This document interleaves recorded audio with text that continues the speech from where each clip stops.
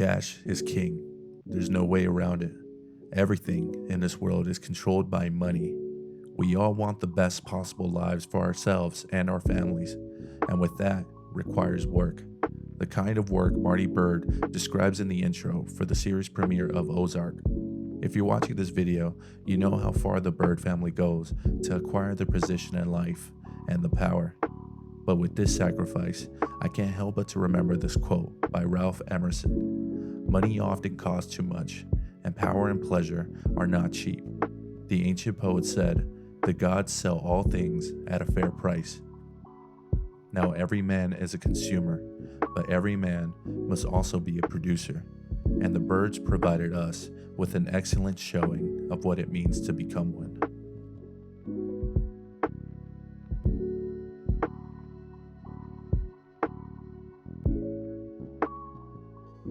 Ralph Waldo Emerson was an American essayist, philosopher, and poet during the mid-1800s. He wrote plenty of essays and lectures and was a man who led the Transcendentalism movement. The reason he came to mind while watching the show was because of that philosophical belief specifically. A core belief for this is in the inherent goodness of people and nature, and while society and its institutions have corrupted the purity of the individual, people are at their best when truly self-reliant and independent. Nothing says self-reliance more than Marty Byrde and his choices throughout this series. From the very first episode, I was hooked. The way he pulled a stolen idea to launder money along the Ozarks was insane and should be highly appreciated. Every man should strive to outdo himself when it comes to providing. This show has a way to make Marty's talent seem almost noble. He is on the wrong side of the law, and unlike other anti-heroes in other shows, Marty never really gets his hands dirty. He merely makes choices that navigates himself and his family to a safer and secure future. I believe there is nobility in being a criminal, and Marty Byrde shows us exactly what that could look like. As soon as a stranger is introduced into any new group of people, one of the first questions asked is, how does that man make a living? And with reason. He is no whole man until he knows how to earn a blameless livelihood. Every man should be able to feed himself. If that man should receive an inheritance, he must go to work. There's a reason while watching Ozark, you feel like you can't take a breath. Things are constantly going wrong. Plans, ideas, and schemes fog up the protagonist's mind regularly, and this is a great reminder of everyday life for us. How often do you catch yourself in your bed trying to sleep and you have thoughts on your bills, work, kids? It's exhausting to say the least, but still we organize and collect our thoughts and keep pushing on. Because we believe in the American dream, right? She gives us no rest until this is done. She starves, taunts, and torments us, takes away warmth, laughter, sleep, friends, and daylight until we have fought our way for our own rights and our own comforts. The finale to Ozark was heartbreaking, but appropriate. Ruth Langmore was what we all strive to be, the American dream come true, from rags to riches.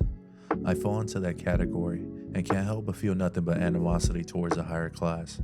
I constantly put up a front as being educated, upright, and proper. But the truth is, I'm not like that. Not at all, really. And you can't help but feel small sometimes when you are surrounded by that world. Ruth Langmore was ambition riddled in insecurity. The fact that she just didn't fit in with the logical cutthroat rule makers like the Byrde family was realistic. Wyatt is married by Ben. Wendy Byrde had to give up on Ben to do what's best for their family. When it came to Ruth giving up on Wyatt's killer and moving on for what's best for her family, she couldn't do it, which says a lot about her emotionally and what you have to sacrifice to make it in that world. Wendy Byrde could do what Ruth couldn't, and at the cost of Wendy's soul and sanity was what needed to be done, and it is the only reason why the Byrdes win in the end. Kings are said to have long arms, but every man should have long arms, and should pluck his living, his instruments, his power, and his knowing from the sun, moon, and stars. Is not then the demand to be rich legitimate? Yet I have never seen a rich man. I have never seen a man as rich as all men ought to be. I had a personal connection to this series and finale events. Even though I didn't enjoy the ending, I found it poetically pleasing. I couldn't have imagined it in any other way. even though I did have some thoughts and ramblings on my Twitter. Jason Bateman produced a great show and made me believe a Marty Bird actually exists out there somewhere. And no matter how hard Ozark got me in the feelings, Ralph Waldo Emerson wrote something that hit me like a punch in the gut, and I wanted to share this with you all.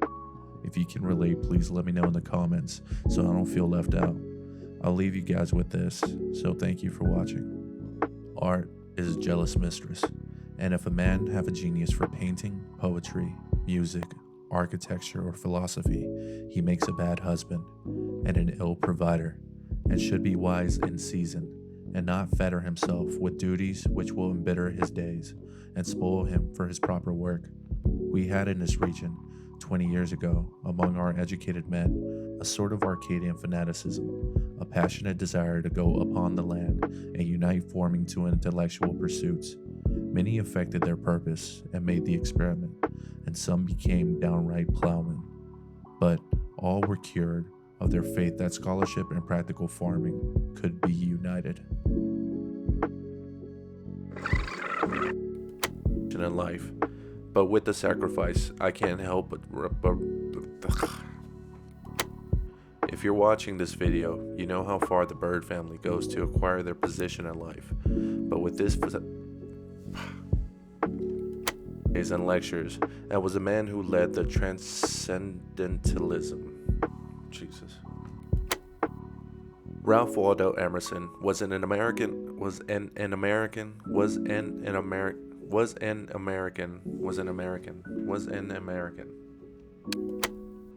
Ralph Waldo Emerson was an Ralph Waldo Emerson was an Okay. Ralph Waldo Emerson was